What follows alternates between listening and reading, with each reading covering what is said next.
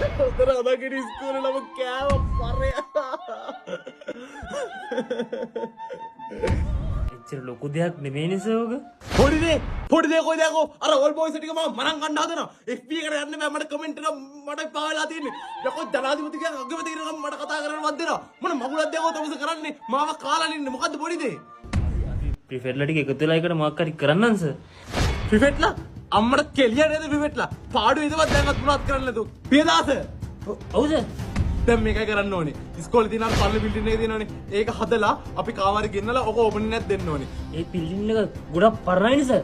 කමන්නේ ඔක හදලා මොනාරි කරලා තීන්දරේ දාලා කොල්ලොටියක් දාලා තීන්දරයක් දාලා ඔක හදලා දානවා ඊටම කාමාරි කෙනෙක් කියලා ඕපන් දෙමු තව එකක් ලීක් කරගෙන. මේ බර කාත්තේ ලීක් කරගෙන තියෙන්නේ මිස් කෙරෙද්ද මොන විස්ද මේ ටක්කල් එක දාපන් මොනාරි කරමු තව කොට නැගිල්ලක් හරි විවෘත කරමු ටක්කල් එක අයින් කර මොනාරි කරමු ඉස්කෝලේ මිස් කරන්න නෙමෙයි සර්.